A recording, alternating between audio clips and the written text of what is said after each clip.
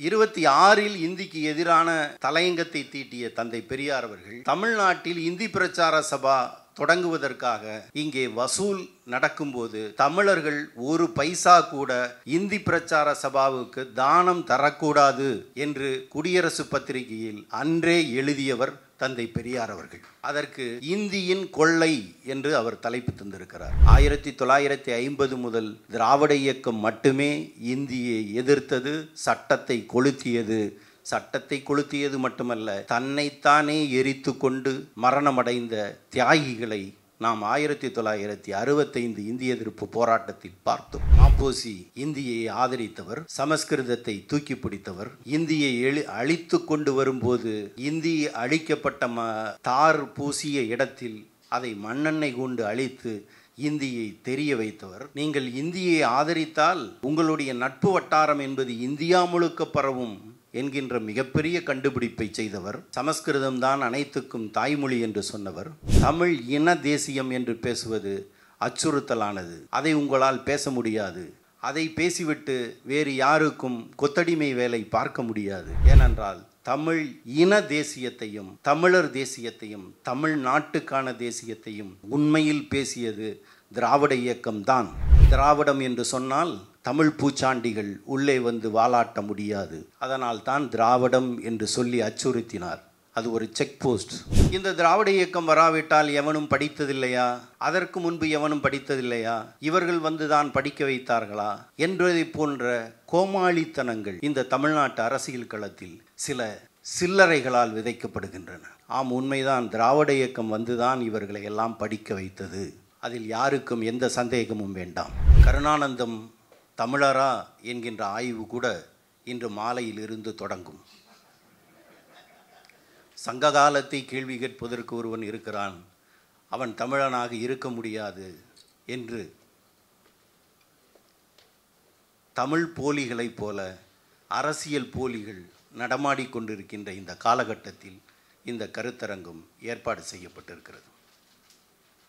பெரியார் கேட்ட கேள்வி என்பது இதுதான்: தமிழா, உன்னிடம் தமிழ் இருக்கிறது, தமிழ் இலக்கியம் இருக்கிறது, அதில் ஆரியம் கலக்காத தமிழ் இலக்கியம் எது என்பதை கேட்டவர் தந்தை பெரியார் அவர்கள். 1938 உனக்கு ஆரியம் கலக்காத தமிழ் எங்கே இருக்கிறது என்ற கேள்வி கேட்டதால் தான் தமிழ்நாடு என்பது விழிப்பு பெற்றது. இன்றைக்கு எனக்கு அளிக்கப்பட்டிருக்கின்ற மிக முக்கியமான தலைப்பு என்பது இந்தி ஆதிக்க எதிர்ப்பு, தமிழ் மொழி உரிமை, திராவிட இயக்கத்தின் போராட்டமும் பங்களிப்பும் என்பது. இந்த தலைப்பிலேயே அதற்கான விடை இருக்கிறது. இந்தி ஆதிக்க எதிர்ப்பு, திராவிட இயக்கத்தின் போராட்டமும் பங்களிப்பும் இல்லாமல் போயிருக்குமானால் தமிழ் மொழி என்பது உரிமை பெற்ற மொழியாக இன்று நாம் பார்த்திருக்க முடியாது. இப்படிப்பட்ட ஒரு அண்ணா அரங்கத்தில் தமிழ் பேசி ஒரு மாநாடு என்பது, ஒரு கருத்தரங்கம் என்பது நடந்திருக்க வாய்ப்பில்லாமல் போயிருக்கும். இந்த விழிப்புணர்ச்சியை 1938 தலைவர் தந்தை பெரியார் அவர்கள் உருவாக்கினார். 1938 இந்தி எதிர்ப்பு போராட்டத்தை பெரியார் சொல்கிறார், தமிழர்களுக்கு கிடைத்த டேர்னிங் பாயிண்ட் என்று சொல்கிறார். அதுதான் திருப்புமுனை. இன்றைக்கு நாம் பேசிக்கொண்டிருக்கின்ற எல்லா அரசியலின் தொடக்கம் என்பது 1938 இந்தி எதிர்ப்பு போராட்டம்தான். இந்தி எதிர்ப்பு போராட்டத்தில் தந்தை பெரியார் அவர்கள் ஒட்டி கொண்டார் என்று ஒரு தமிழ் தேசிய மடையன் வரலாறு சொல்லி கொண்டிருக்கின்றான். 1938 முன்பு, 12 ஆண்டுகளுக்கு முன்பு, தமிழ் மொழியை காப்பதற்கும் இந்தி பாஷையின் துரோகத்தையும் குடியரசு பத்திரிகையில் தலையங்கமாக தீட்டியவர் தலைவர் தந்தை பெரியார் அவர்கள். எந்த தமிழ் புலவரும் அப்போது இந்தியை எதிர்க்காத காலம் அது. 1926 குடியரசு பத்திரிகையில் தலைவர் தந்தை பெரியார் அவர்கள் எழுதிய தலையங்கத்தினுடைய தலைப்பு என்பது தமிழுக்கு துரோகமும் இந்தி பாஷையின் ரகசியமும். 7/3/1926 இந்த தலையங்கத்தை அவர் எழுதுகிறார். இன்னும் சொன்னால், காங்கிரஸ் கட்சியில் இருக்கும்போதே 1923 திருப்பூர் மாநாட்டில் இந்தியை எதிர்த்தும் இந்தியில் வருகின்ற துளசிதாசர் ராமாயணத்தை எதிர்த்தும் பேசியவர் தலைவர் தந்தை பெரியார் அவர்கள். 1923 23 இந்தியை எதிர்த்து அவர் பேசும்போது, எனக்கு மேடையில் அருகில் உட்கார்ந்து கொண்டிருந்த பார்ப்பன காங்கிரஸ் தலைவர்கள் என்னை பார்த்து கிண்டலடித்து சிரித்து கொண்டிருந்தார்கள் என்று தந்தை பெரியார் அவர்கள் பிற்காலத்தில் குறிப்பிட்டிருக்கின்றார்.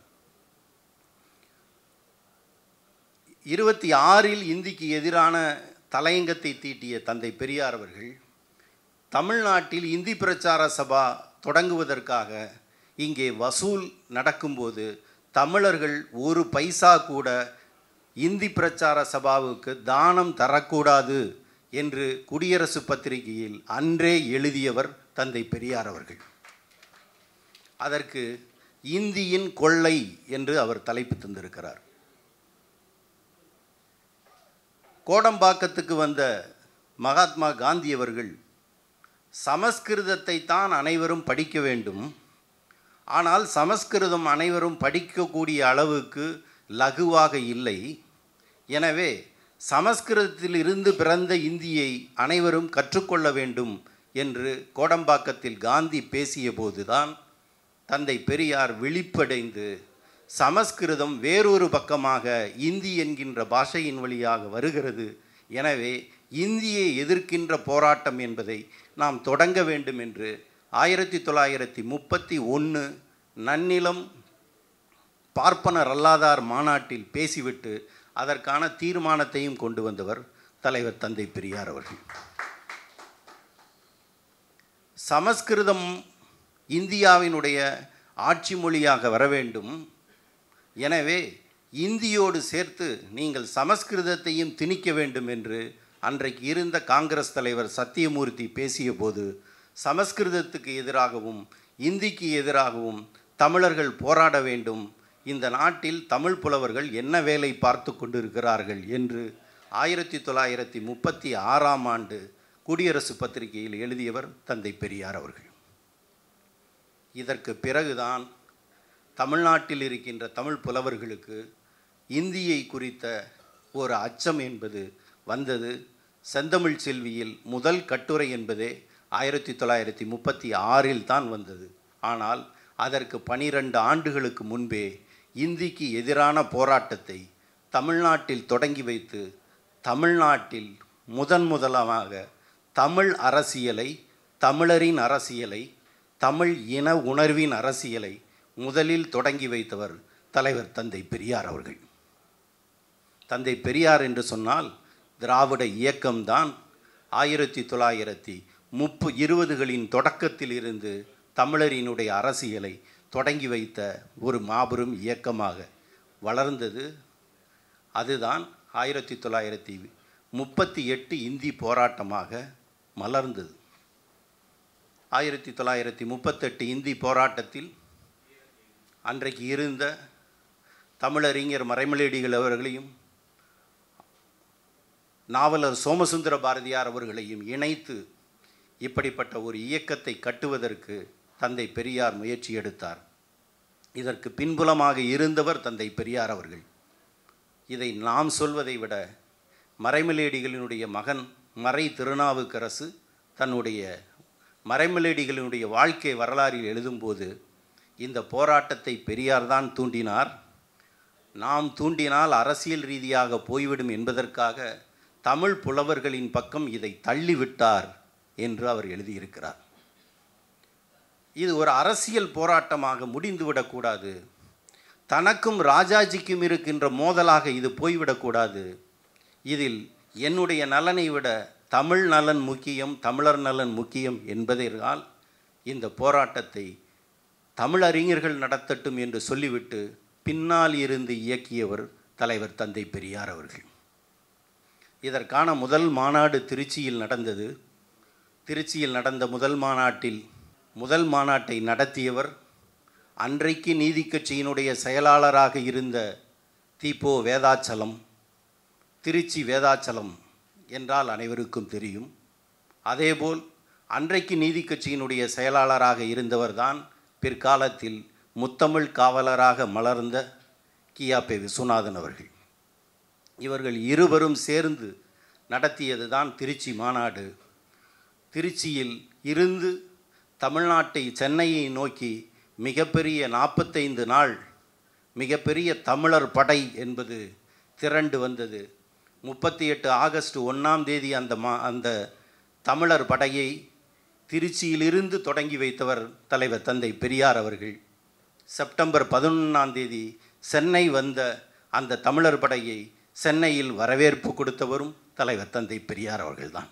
அந்த ஊர்வலத்தை அன்றைக்கு வழிநடத்தி கொண்டு வந்தவர் சுயமரியாதை இயக்கத்தின் மிகப்பெரிய தலைவரான பட்டுக்கோட்டை அஞ்சானஞ்சன் அழகிரிசாமி.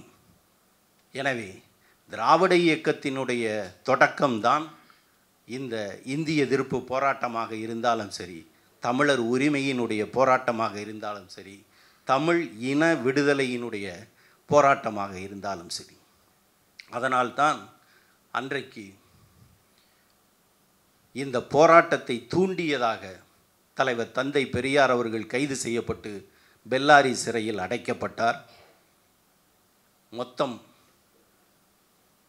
இன்றைக்கு கூட ஒரு போராட்டம் அறிவித்தால் இவ்வளவு பேர் வருவார்களா என்று சந்தேகப்படுகின்ற அளவுக்கு தமிழ்நாட்டில் 1291 பேர் தமிழ்நாடு முழுவதும் கைதான மிகப்பெரிய போராட்டம் என்பது 1938 இந்திய எதிர்ப்பு போராட்டம்.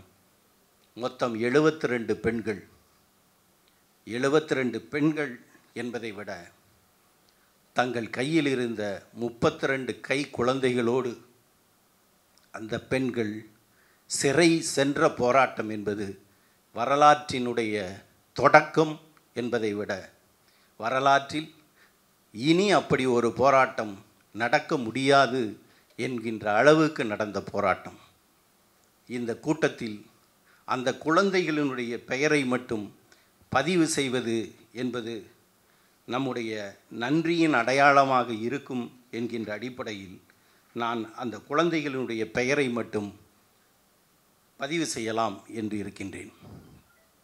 1 மங்கையர்க்கரசி 2 வயது, நச்சினார்க்கினியன் 1 வயது, தமிழரசி 11 வயது, சோமசுந்தரம் 2 வயது, லோகநாயகி 2 வயது, மார்த்தாண்டம் 2 வயது, விமலா 2 வயது, சிவாஜி 2 வயது, இளங்கோ 1 வயது, சேவகி என்பவரின் 2 குழந்தைகள், லலிதா என்பவரின் 2 குழந்தைகள், கண்ணம்மாள் 2 வயது, கஜேந்திரன் 1 வயது, முத்தம்மாள் என்பது குழந்தை, பட்டம்மாள் அவருடைய பட்டம்மாள் 1 வயது, சிறை அஞ்சான் 1 வயது, மறைகவிடன் 1 வயது, மீனாட்சி சுந்தரம், அம்சவேணி, வடிவாம்பாள் 5 வயது, தாயம்மாளின் 2 குழந்தைகள், தமிழ் அன்னை 8 வயது, நாகம்மாள் 10 மாதம், ரத்தனம் 3 வயது, நாகம்மாள் 9 மாதம். தமிழின் சம உரிமைக்கான போராட்டம் என்பது உலகத்தில் எந்த இனத்துக்கும் இப்படி நடந்திருக்காது. இன்னும் சொன்னால் இதை இப்படி ஒரு உணர்வுபூர்வமான போராட்டமாக அன்றைக்கு 1938 விதைத்த விதைதான் இன்று வரை என்னை பொறுத்தவரை தமிழினத்தை காப்பாற்றி கொண்டிருக்கிறது என்று சொல்ல முடியும். 1938 முதன்முதலாக கைதானது நடராஜன், முதன்முதலாக கைதானது தாளமுத்து, இரண்டாவதாக கைதானது நடராஜன். ஆனால் முதலாக உயிர் பலியானது நடராஜன். நடராஜனுடைய உடல் முகம் முழுக்க வீங்கி, சிறையில் இருக்கின்ற அவர் உடல் முழுக்க வீங்கி, இவரை சிறை மருத்துவமனையில் வைத்திருந்து வீட்டில் கொண்டு போய் ஒப்படையுங்கள், நான் என்னுடைய பிள்ளையை நான் பார்த்து கொள்கின்றேன் என்று நடராஜனுடைய அப்பா சொன்னபோது கூட கேட்காமல் இரக்கமற்ற நிலையில் அன்றைக்கு ராஜாஜியினுடைய அரசாங்கம் நடந்து கொண்டது. எழுத படிக்க தெரியாத ஒருவனுக்கு எப்படி மொழி உரிமை என்பதை பற்றி பேச முடியும் என்று சொன்னி, அதனால்தான் அவர் தற்கொலை செய்து கொண்டார் என்று சட்டமன்றத்தில் அந்த மூதறிஞர் பேசிய மூடத்தனமும் தமிழ்நாட்டினுடைய அரசியலில் அரங்கேறியது. அவர் படிக்காமல் இருந்ததால் தான் செத்துப்போனார் என்று சொல்கிறீர்களா என்று ஆசாத் என்கின்ற ஒரு சட்டமன்ற உறுப்பினர் கேட்டபோது, படிக்க தெரியாததால் தான் அவர் இந்த போராட்டத்தில் கலந்து கொண்டார் என்று ராஜாஜி சொன்னார். அந்த நடராஜனுடைய உடல் தாங்கிய இடத்தில் நினைவகத்தில் பேசி, அன்றைக்குத்தான் பேரறிஞர் அண்ணா என்பவர் தமிழ்நாட்டினுடைய மிகப்பெரிய தளபதி என்கின்ற அங்கீகாரத்தை பெறக்கூடிய பேச்சு என்பது அன்றைக்கு பேரறிஞர் அண்ணா பேசிய பேச்சு என்பது. அடுத்த 2வது மாதத்தில் தாளமுத்து இறந்து போனார். தாளமுத்து இறந்து போன இடத்திலும் பேரறிஞர் அண்ணா தான் பேசினார். பேரறிஞர் அண்ணா பேசும்போது தான் சொன்னார், நான் என்னுடைய அண்ணனையும் தம்பியையும் இழந்து விட்டேன் என்கின்ற முதல் சொற்றொடரை பேரறிஞர் அண்ணா அன்றுதான் சொல்கிறார். தமிழ்நாட்டு அரசியலில் அண்ணன் தம்பி என்கின்ற ஒரு அரசியலினுடைய தொடக்கம் என்பது தாளமுத்துவினுடைய பிணத்தில் இருந்துதான் தொடங்கியது. அப்போது சொல்கிறார், தாளமுத்து இருந்த ஊரில் நான் போய் பேசினேன். 6 மாதத்துக்கு முன்பு தமிழ்நாட்டுக்கென்று, தமிழர்களுக்கென்று ஒரு போராட்டம் வரப்போகிறது.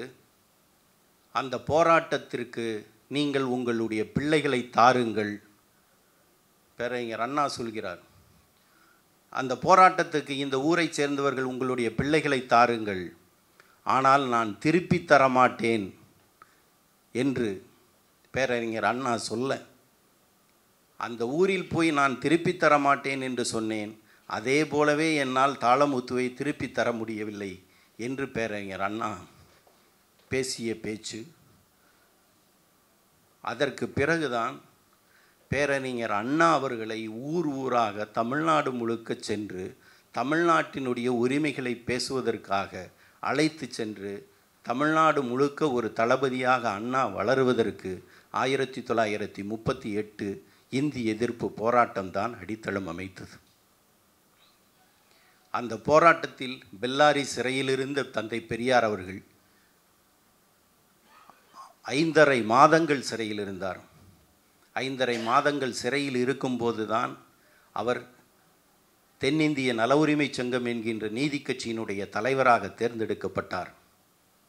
தலைவராக தேர்ந்தெடுக்கப்பட்ட செய்தியை பெல்லாரிக்கு சென்று சர்பிட்டி பன்னீர்செல்வமும் கியாப்பே விஸ்வநாதன் அவர்களும் போய் தகவலை சொல்ல, நீதி கட்சியினுடைய தலைமை உரையை தலைவர் தந்தை பெரியார் அவர்கள் பெல்லாரி சிறையிலிருந்து தான் எழுதி அனுப்பினார். பெல்லாரி சிறையிலிருந்து எழுதி அனுப்பிய அறிக்கையை கியாப்பே விஸ்வநாதன் தமிழிலும் சர்பிட்டி பன்னீர்செல்வம் அவர்கள் ஆங்கிலத்திலும் தமிழ்நாட்டினுடைய சென்னை தலைநகரிலே நடந்த அந்த மாநாட்டிலே வாசித்தார்கள்.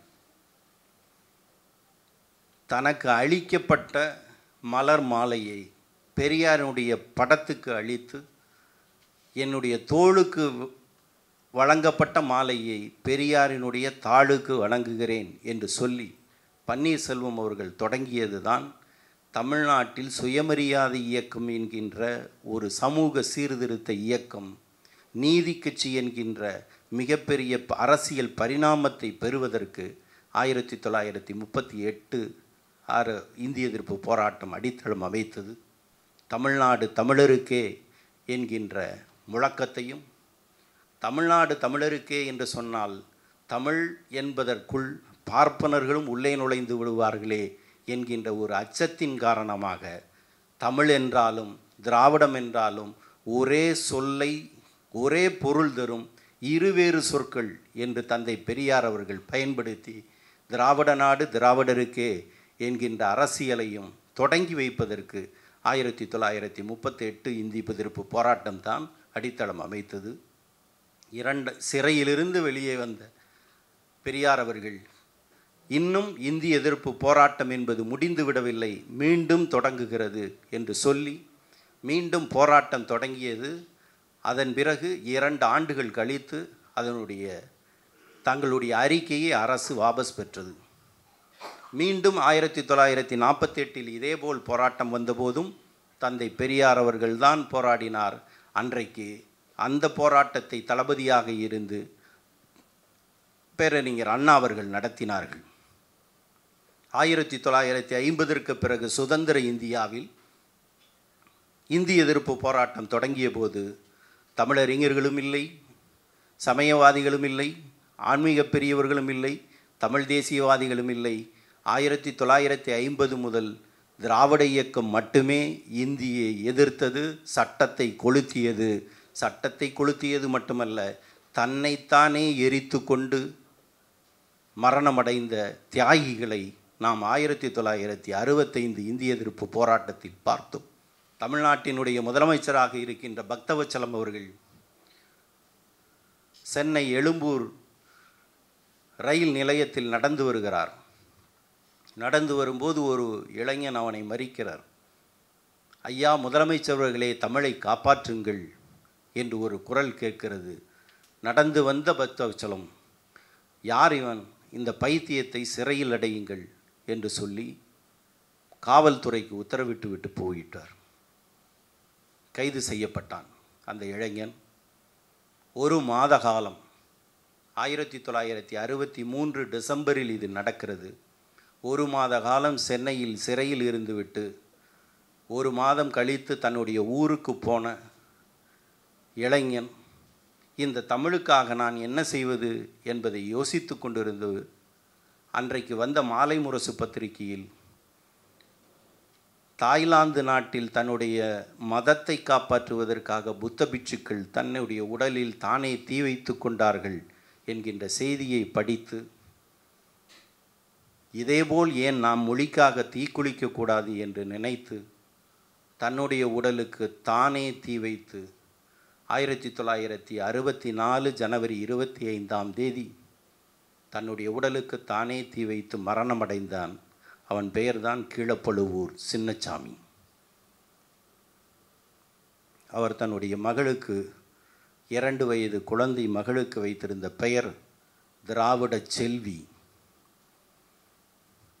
தன்னுடைய மகளுக்கு திராவிட செல்வி என்று பெயர் சூட்டிய ஒரு திராவிட முன்னேற்றக் கழகத்தின் தொண்டன்தான் தமிழுக்காக முதலாக உயிர் தந்த தியாகி.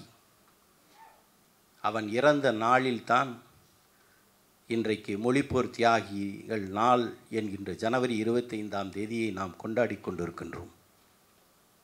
அதே ஓராண்டு கழித்து 65 ஜனவரி 25 மறுபடியும் இந்திய எதிர்ப்பு போராட்டம் தொடங்குகிறது.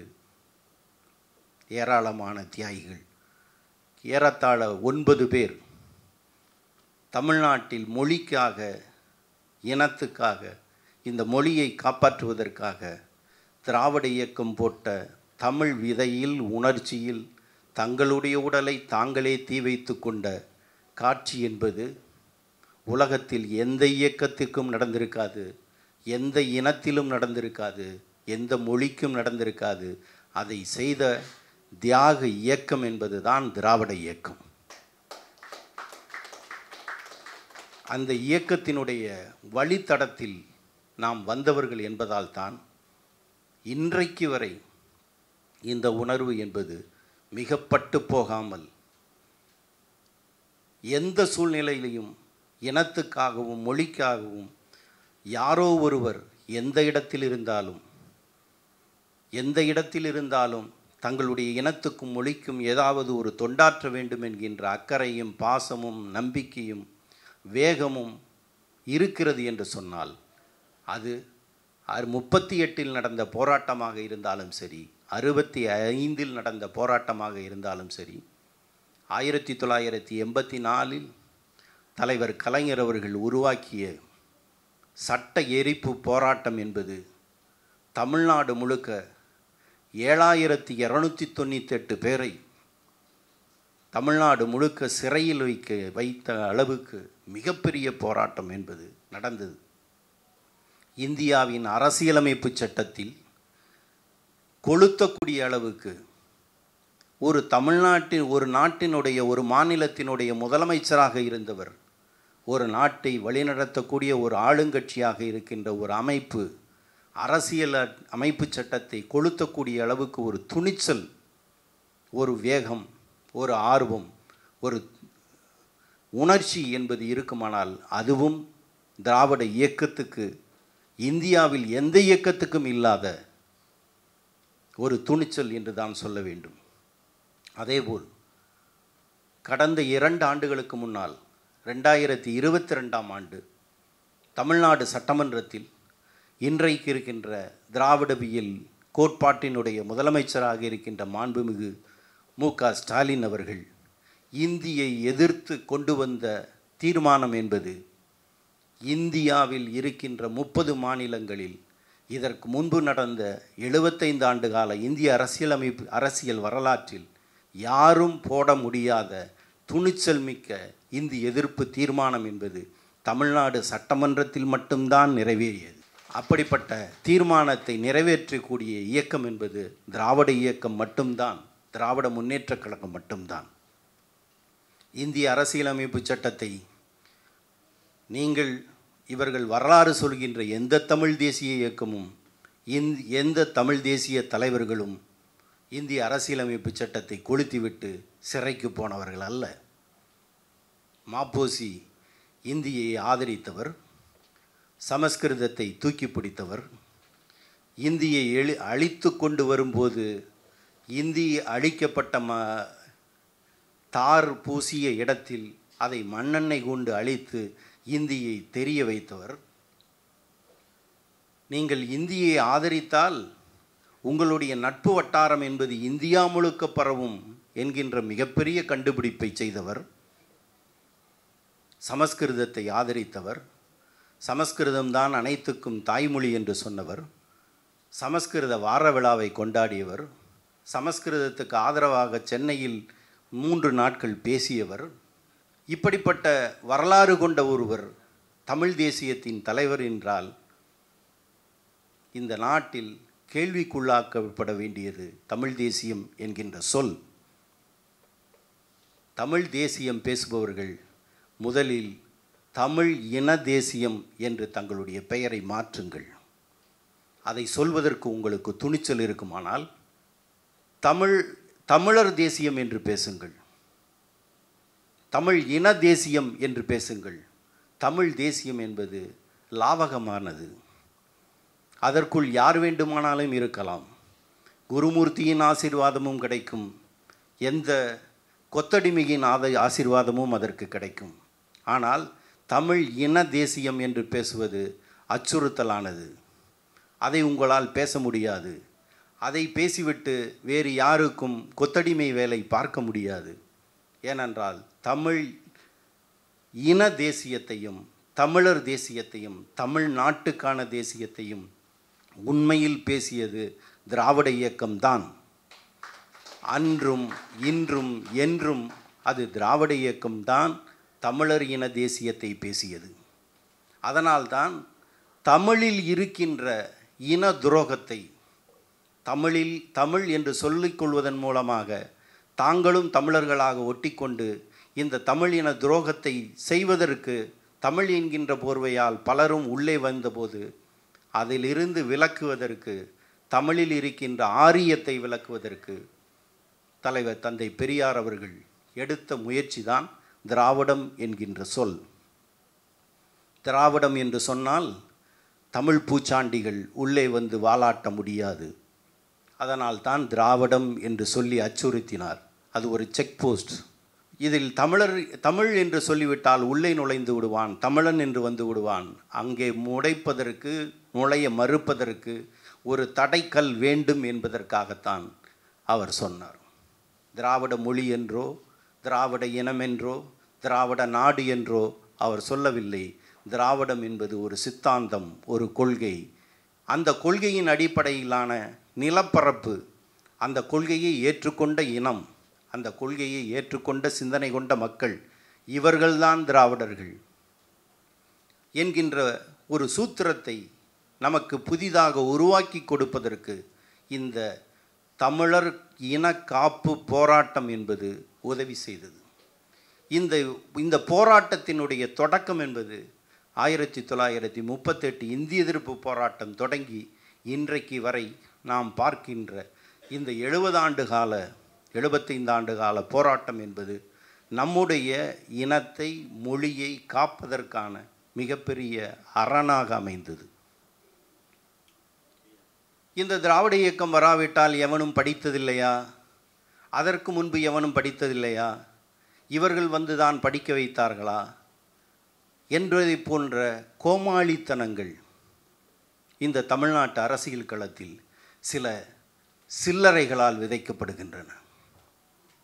ஆம், உண்மைதான். திராவிட இயக்கம் வந்துதான் இவர்களை எல்லாம் படிக்க வைத்தது. அதில் யாருக்கும் எந்த சந்தேகமும் வேண்டாம். 1861 ஆண்டு தமிழ்நாட்டில் ஒரு பாடசாலை புத்தகம் இருக்கிறது. அந்த புத்தகத்தில் 9 பாடங்கள் இருக்கின்றன. முதல் பாடம் தர்ம சாஸ்திரம்,